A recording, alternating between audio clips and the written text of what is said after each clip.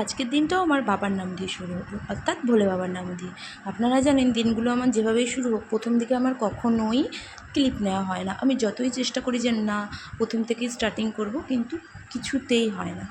তো আজকে একটা স্পেশাল দিন, তেমন কিছু স্পেশাল দিন না, আসলে স্পেশাল দিনটা আমরাই বানিয়ে নিয়েছিলাম। মাঝে মাঝেই আমাদের স্পেশাল দিন হুট করে হয়ে যায়, কিন্তু আজকে স্পেশাল দিনটা আমরা একটু প্রি প্ল্যান করেই বানিয়েছিলাম, যে আগে থেকেই আমরা ঠিকঠাক করে আজকে স্পেশাল দিনটা বানিয়েছিলাম। আপনারা হয়তো ভাবছেন এত সেজেগুজে আমি কোথায় যাচ্ছি। আজকে যাচ্ছি আমি একজন প্রিয় মানুষের সাথে ডিনার ডেটে। অবশ্যই জানেন এই প্রিয় মানুষটা আমার কে হয়। এই প্রিয় মানুষটা আমার একদম হাজব্যান্ড হয়, আমার প্রাণ প্রিয় হাজব্যান্ড।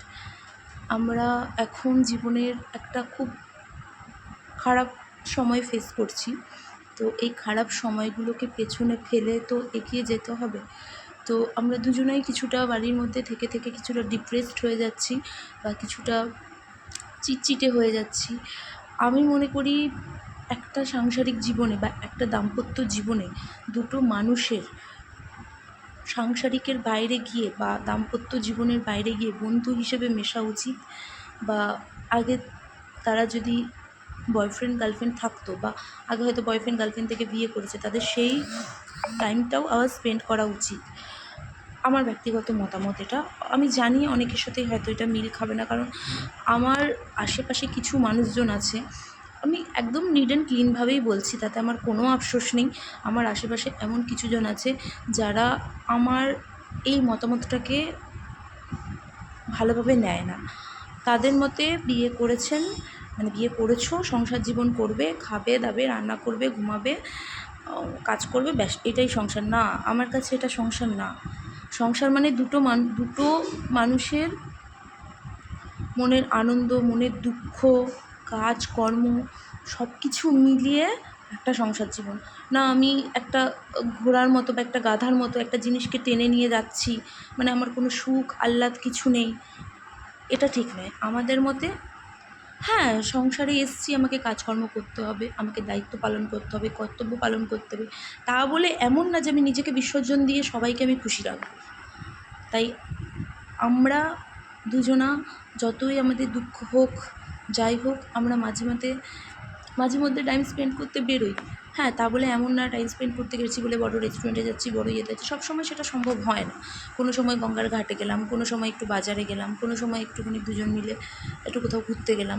হ্যাঁ, তবে এইভাবে আমাদের ডিনার ডেটটা অনেক দিন হয়নি, প্রায় আগের বছর হয়েছিল। আগের বছর না, এই বছরই হয়তো জানুয়ারি ফেব্রুয়ারির দিকে। তো অনেক দিন পর আবার আমরা দুজন ডেটে এলাম, ডিনার ডেটে এলাম। তো আমার খুব ভালো লাগছিলো।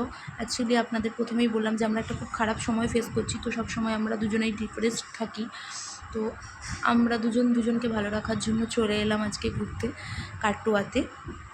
তো কাটোয়াতে এসেই প্রথমে তো দেখলেন কেমন বৃষ্টি পড়ছে, তারপর আমরা যেখানে আসার সেখানেই চলে এলাম লাঞ্চ করতে। আর লাঞ্চে দেখিয়ে নিলেন আপনারা কি আছে। লাঞ্চ না, ডিনার, ডিনার করতে চলে এলাম। এরপরে টিকিট কেটে আমরা চলে গেলাম কাটোয়া স্টেশনে। আসার সময় আমরা টোটো করে এসেছিলাম, আর যাওয়ার সময় আমরা ট্রেনে গেলাম, যেহেতু অনেক রাত হয়ে গেছিলো। আর আমার হাজব্যান্ড টিকিটটা কেটে নিল। এরপরে দেখুন যাওয়ার সময় তো কোথাও ঘুরতে গেলে একদম ক্যাটরিনা কাইফভাবে যাই। মানে আমি জানি আমি ক্যাটরিনা কাইফ না, মানে যাওয়ার সময় একদম সুন্দরী একটা মডেল হিসেবে যাই, আর আসার সময় পুরো একদম সেই ঘুটেকুড়ানির মতো আসি, যেভাবে মানে চুল মুল আগোছালো অবস্থা হয়েছিল, আমি আর পাচ্ছিলাম না। চুলগুলোকে ভালো করে বেঁধে টেঁধে বাবু হয়ে বসেছে। আর এই যে আমার হাজব্যান্ড, আমার প্রিয় প্রাণ প্রিয় হাজব্যান্ড আমার, তো উনি চুপচাপ বসে আছেন। আর এই দেখুন এটা আমাদের কাটোয়া স্টেশন। কাটোয়া স্টেশনের সাথে অনেক স্মৃতি জড়িয়ে আছে মানুষের সাথে। মানুষের জীবনে মানুষ যেখানে যেখানে যায় তাদের সাথে একটা সুন্দর স্মৃতি জড়িয়ে থাকে, বন্ধুবান্ধব, ভালোবাসার মানুষ, মা বাবা, নিজে, একাকিত্ব। আমি এরকম অনেক সময় গেছে যে আমি নিজে একা এসে স্টেশনে টাইম স্পেন্ড করেছি, নিজের একাকিত্বটাকে নিজে উপভোগ করেছি। তো সেই দিনগুলো আমরা খুব মিস করে দেখুন বাড়ি চলে এলাম। চেঞ্জের সময় চলে এসেছে, আমার হাজব্যান্ড তো আর থাকতে পারছে না, জামা কাপড় খুলে নিয়েছে। চলুন আজকে টাটা, বাই বাই, দেখা হবে নতুন কোনো ভিডিওতে। Good night.